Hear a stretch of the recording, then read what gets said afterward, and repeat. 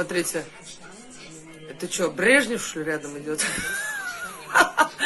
Похоже как. О, Путин, молодец. خوش میکنه از تمام طرفدارای حکومت چوپالوپسو دیگرش هیچ وقت از نام ما از نام ما گپ نزنه، از نام ما پدر ملتش نگه. الحمدلله پدر ما یک شخصی هست که دیگه مادرم دیگه انا خلاصه گپ مرا گفت گپ پدرم کی نیست ایمالی نیست پدر شما باشه شاید ای گفت گپ سیاست زندگی اویلاتون بوده است значит اگر وای پدری ملت شما باشه значит ایمالی ناتوری تنج بوده شهر نار بوده که خونه به خونه تو نیست گشته کارش حل کرده امروز جوانا بخزن وای پدری ملت بگن کم ترک فکر کنین بعد گپتون گپ بزنین برادر لیدر مخالفین کیست کی مردم باور کنند لیدر مخالفین شما هستی لیدر مخالف شما هستی من نمیگم کی هست لیدر مخالف لیدر مخالفین شما هستین میفهمی لیدر شما هستین همه چی امکانیت در دست شما است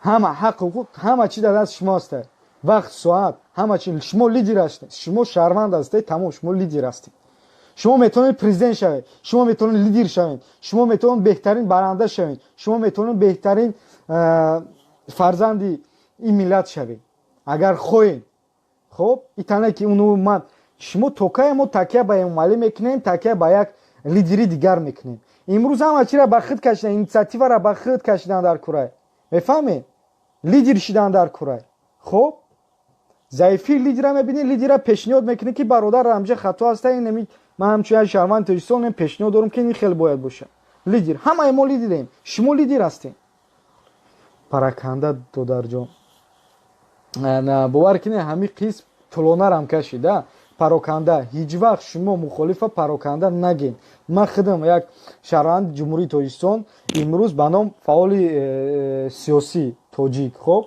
فعال سیاسی مستقیم من یک فعال سیاسی هستم در حالی که من فعال سیاسی باشم значит من به سیاست دخالت دارم خب شما значит وقتی که میگی پراکندگی شما یعنی که مرا دشنام میکنی من امروز الحمدلله دیدم که از تمام حزب و گروه و دیگر چیزا در اومده مرا تماشا دارن قطعا صحبت دارن برادر حساب میکنن ما یک فهمی داریم یک دیگر فهمی داریم صحبت یعنی که رفت آمد هست در مابین اگه هستن با بیزنسمن دیگر ما با وای کوردور نیستیم برادرای گرامی دیگر اخی میدان سیاست هم یک میدان بازیچه نیست برادرای گرامی هر یکی وای نمیشه گفته که وای مخالف یک هسته میفهمی خب هستن آدمایی که مخالفه یا که مبارزه را یا که سیاست بیزنس کردگن دیگر چیز ایران آشکار است پنهان نیست خب همه وایو نمیشون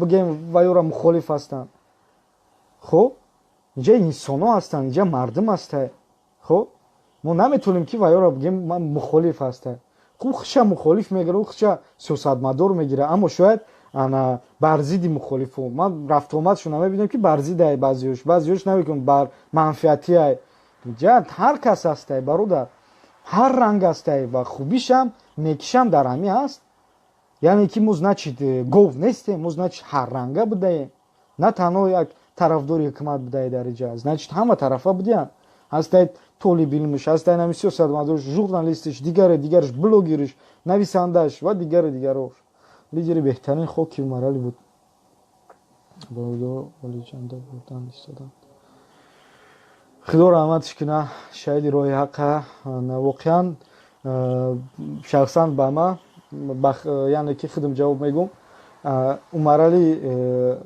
عزتویچ قواتوف عمرعلی عزتویچ برای ما همچنین استاد بود هست و خواهد ماند چون که ایدئولوژیایی که وی با نوارهاش بر ملاقاتش جو کرد در مغزای سری ما مثلا او ایدئولوژی را ما به خود پیشنهاد کردگیم و یعنی که به خود آموختگیم به خود گرفتگیم و اگر خیال کنم که ای راه هم چپ راست نرفتیم همون راه انتخاب کرده پیش بردیم کمی بیش خب بدون یگم گپ خبر راهک مای کارک مای کرده بردیم خب و دعوت میکنیم که ای امی گپ چپ پراکنده مرا کمتر باشه همین صحبت و همین گپو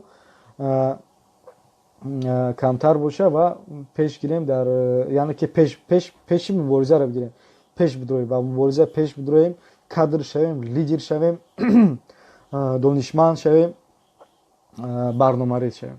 Ҳамин буд паёми ма, ҳамин буд суҳбати бародарона. Агар хоҳиши давоми суҳбат дошта бошем, фикри назар дошта бошем, марҳабо, суҳбат ва комментнавис кунед, пешниҳод кунед.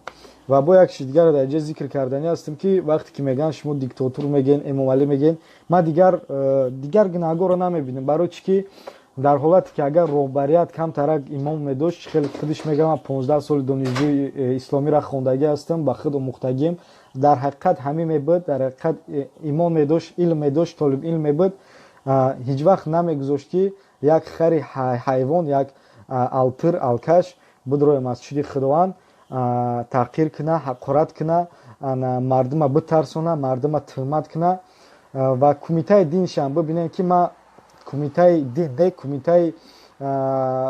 кумитаи чӣ мегӯянд иблис, кумитаи шайтон, кумитаи саид макарон ба шуморам дахолат дора.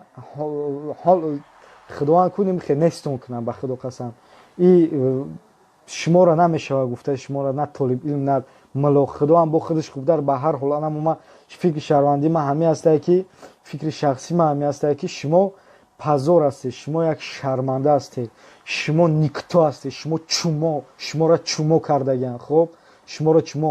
ӯ вақте ки шумо дар ӯ қуръони шариф сарф карден, худованд намедонам шумо ӯ ҳайфи он вақтон, ҳайфи ӯ ҳарфҳое ки шумо хондагӣ ҳастед. шумо ки медонед шумо аз мо зиёдтар медонед, воқеан и ҳақиқат аст, аммо ҳайф шидагиа ҳамун чи ба шуморо ки дар ин ҳолат шумо фурӯхта ҳастед, шумо шистёрка ҳастед, шумо бар зидди ислом, қонуни шариат ҷанг эълон карда ҳастед, шумо бозичаи ҳукумат ва диктатур шуда ҳастед. мо тординара медидем ки бораи шиа, бораи Ирон ягон гапу кор набуд. имрӯз мебинем ки кумитаи Саид Макарон шер шиданд. бале воқеан аст ки вай мардум утария то ин вақта зур буданд, то ин вақта қанд медоданд. имрӯз ки надоданд, қанда додана бас карданд, қиқа шиданд. хоб як сиёсати номардона, сиёсати палидӣ, сиёсати медонед, як пастии шумо ҳастае. алҳамдулиллоҳ мо ҳам мусулмон ҳастем, моро ҳам Абу Ҳанифара дӯст медорем, бениҳоят эҳтиром мекунем, динмона дӯст медорем. аммо дар ҳолате ки рафтори шуморо мебинем, бовар кунед дар шок меғалтем ки нахо ки мардакҳои калон, толибилмо як пошон ба қавр расидагӣ ҳозирам бозичаи ҳукумат шаванд.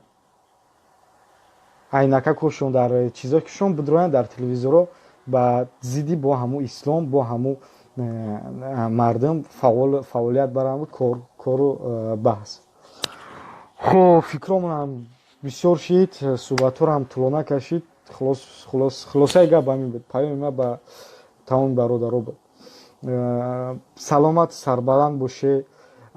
иншааллоҳ мо ҷавоно, морам ҳамон миллат ҳастем ва хоҳиш мекунем аз тамоми ҳукуматиё, тарафдорои ҳукумат хоҳиш мекунем ки шумо ҳеҷ вақт аз номи миллат гап назанед. падари миллат, аз номи муҳоҷир, аз номи миллат ҳеҷ вақт аз номи миллат, аз номи муҳоҷиро гап назанем. чунки морам муҳоҷир ҳастем, морам аз ҳамун миллат ҳастем, морам шаҳрванди ҷумҳурии Тоҷикистон ва ба ҳамун шиносномаи Тоҷикистон ҳанӯз озиб ман ба шумо нишон метам. баъзеҳо мегӯянд шумо паспорт надоред. агар дар ҳолате ки ман паспорт намедоштам, инами вайс аст, ман специально ба риш сурат гирифтагием ки ҳаваёда нишон тиём. гуфти гапҳо ман қонуношона бубахшед, қартона задагием. инами шиносномаи Тоҷикистон, ҷумҳурии Тоҷикистон. яъне ман шаҳрванди ҷумҳурии Тоҷикистон мебошам, на мухолифуш дигараш як тараф еста. шиносномаи ҷумҳурии Тоҷикистон, шаҳрванди ҷумҳурии Тоҷикистон даъват ва хоҳиш мекунам аз тамоми тарафдоро, тарафдорои ҳукумат чопалупсо дигарош ҳеҷ вақт аз номи мара аз номи ма гап назане, аз номи ма падари миллатиш нагӯед. Алҳамдулилло падари ма як шахсе ҳастае ки дигаяй, модарам дигаяй, хулосаи гап мара гуфти гап падарам ки нестай, эмомалӣ нест, падари шумо боша шояд. И гуфти гапо сиёсати зиндагии оилатон будааст да, значит агар вай падари миллати шумо бошад, значит эмомалӣ натури тенҷ будае, шери нар будае ки хона ба хона тонистае гашта корша ҳал карда имрӯз ҷавоно бихезан вай падари миллат бигӯен. Камтарак фикр кунен, баъд гапотона гап занед. хуб, хоҳиш мекардам ҳамин гапотона монен. Морам шаҳрванди ҷумҳурии Тоҷикистон ҳастам ва тамоми комментнавис касое ки коммент нависанд дар ҳамҷа ҳузур доранд, инами хеле паспортака доранд, яъне шаҳрванди ҷумҳурии Тоҷикистон. Хуб, вақте ки мо ба сиёсат кордор шудем. На ваших экранах президент России Владимир Путин, рядом с ним президент Таджикистана Эммануэль Рахмон.